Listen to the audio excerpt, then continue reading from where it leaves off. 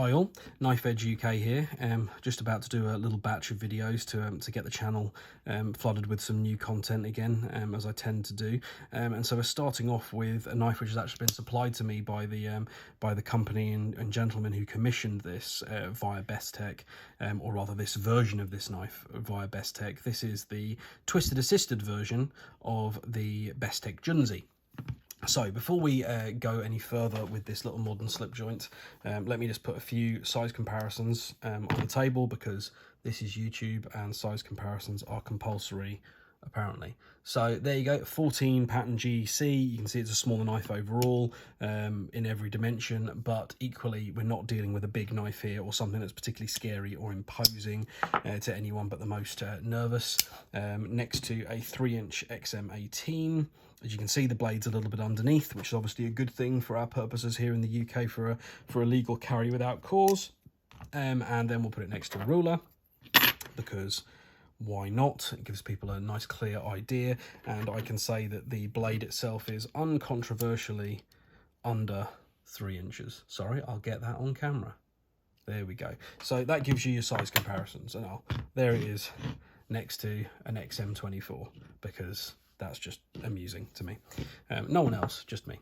So what is the Bestech Junzi? Well, the Bestech Junzi is a model of modern non-locking knife that's been around for a while now, a few years. I've had a couple in from sharpening customers, and in its previous form, that is. So its previous form, which is still available, I'm not sure why I'm saying previous, it's still out there. Its alternative form is full titanium with a little carbon fibre inlay, a milled tie, I presume, pocket clip.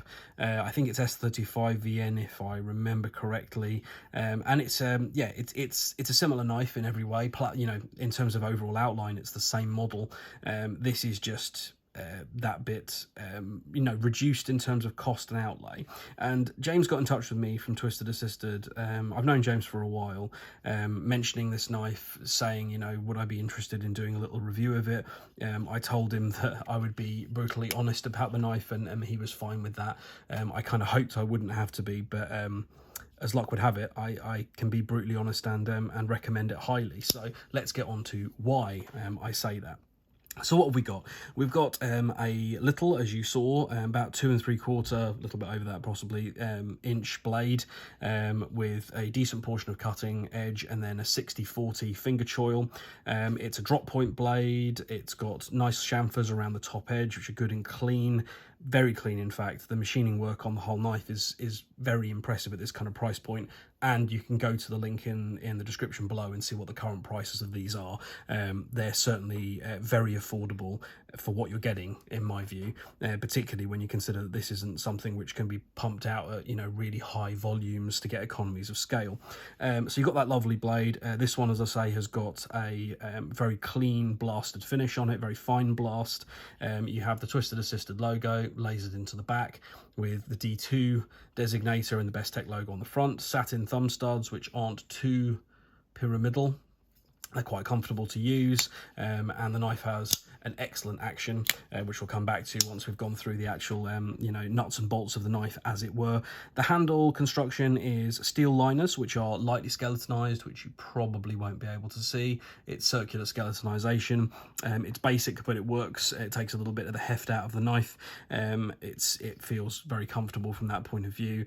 The back spring and those liners have been given a really nice clean stone wash. Everything is meeting very nicely, but in that modern way where everything has just a little chamfer to keep it looking clean, whilst not having to actually, you know, finish the whole thing off together as you would in a, you know, traditional slip joint.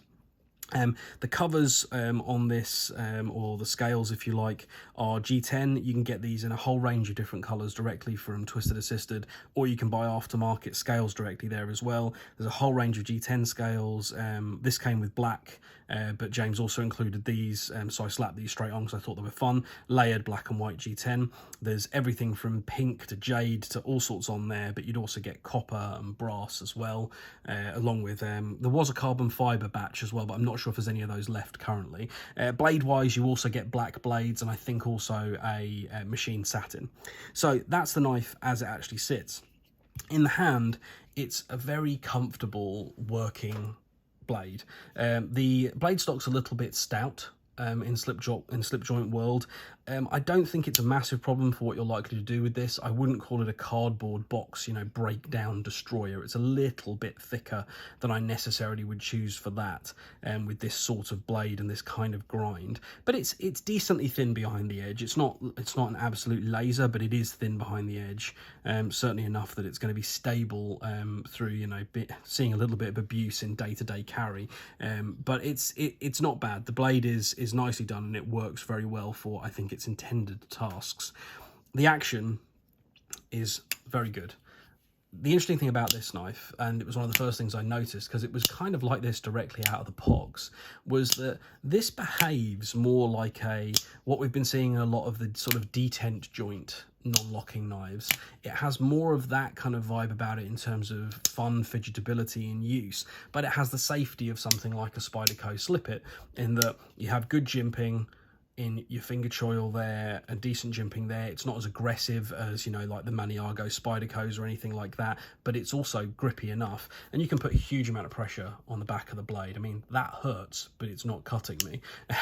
And so I don't know what you'd have to be doing to actually, you know, end up getting hurt. And then, as you can see, you can just push the knife back all the way in if you fancy doing that, and it slow rolls out really nicely as well. It's got a really good action. Part of that's down to the fact that there are ball bearings in this pivot, which is obviously relatively unusual on a slip joint. The back spring is very smooth and not too hard. Some very traditional slip joint guys might find this a little bit soft. I think it's ideal for a knife like this with a forward finger choil. It's easy to disengage, nice to open, but it's still very safe, and it feels very positive. It's got a slight half stop, which is, it's a soft half stop, but it's also actually quite definite. You know, some of these end up having quite a mushy half stop, and this is, I can feel when the blade actually is in its half stop, which is good, and then it drags itself closed really nicely, perfectly centered as well. So from that point of view, the action is really on point, you know, safe, reliable, solid, but also quite fun, and that's not something you very often get from a slip joint, and not something I noticed from the titanium versions I had in hand either. So that's a real win for this one. Whoops, and then he fluffs it just as he says that. Typical. So and then we go on to, as I say, ergonomics are really good with this knife. Anything you're going to do with this, I don't think you're going to have too many problems with hot spots. You then have something which I think is a real bonus on this over the other one, the more premium version, if you like. This pocket clip is very simple. It's a fold over bent steel pocket clip. It's recessed into the body with recessed screws, or recessed, I should say, into the scale with recessed screws. It's very clean and tidy. It goes in and out of the pocket easily. It carries deep and discreet. It's an excellent pocket clip, and it's quite a step up, I think, from the very pretty but not as functional milled version on the full titanium version of this knife. So overall there, I think you just have, you know, the ingredients for a winner. It's not expensive. It's very well made. The fit and finish is really excellent on this knife all through. It's got a lovely action that's still fun. It's, you know, customizable in terms of the scales. You're working with a small UK business. It's excellent. So what are my nitpicks? We get to 8 minutes. I'm going to talk about some nitpicks. I mentioned that it was a little thicker behind the edge than I might have liked. I don't think it's bad, but, you know, it could have been a little bit more aggressively ground, and I'd have been quite happy with that. The blade still on these is D2. I think it's perfectly acceptable that it's D2. D2's fine. I imagine this is ingot form D2, but I would say that maybe if there was a run of these in Nitro V or 14C28N, that might be quite nice from a user point of view, because you would have a much more stainless blade, less to be concerned about in terms of wiping the blade off. I mean, as you can see, I haven't exactly babied this knife while it's been here, and it hasn't spotted or anything, so I can't really complain much. But overall, that would be something that I would like to see, is, you know, something which people can just sort of, you know, close and forget a little bit more than D2. The plunge grind, I'd like to be a little bit less gradual, so you had a little bit more sharpening life before you had to extend that sharpening choil. Again, I'm really pushing for things to find a fault with. That's kind of it. I guess some people won't like the twisted assisted branding on the back of the blade. Doesn't bother me. I can understand why James is kind of proud of his company and what they're putting out, so I don't have a problem with it really. Overall, that's really all I've got. It's at the price. If I was going to buy this, or, you know, a Spyderco Slip-It, as much as I have loved those knives in the past as, you know, relatively affordable UK carries with lots of utility, I think I'd probably go for this. And that's kind of a hard thing to say as someone who's carried, you know, Spyderco Urbans and things like that for years alongside, you know, the very expensive customs and all that sort of stuff. Yeah, I really like this. I think Bestech did a great job. I think the changes to the design are really, really good. I think James has handled that very well. He's obviously watched the quality control on them as they're coming in and going out. Yeah, I'm impressed. So if this is up your street, if this is a sort of thing that might actually appeal to you as a day-to-day user, I think you'd be hard pressed to beat it, to be honest. It's got a really, really good balance of features. So there you go, guys. Thank you very much indeed for watching, and I'll catch you on the next video. Take care. Bye-bye.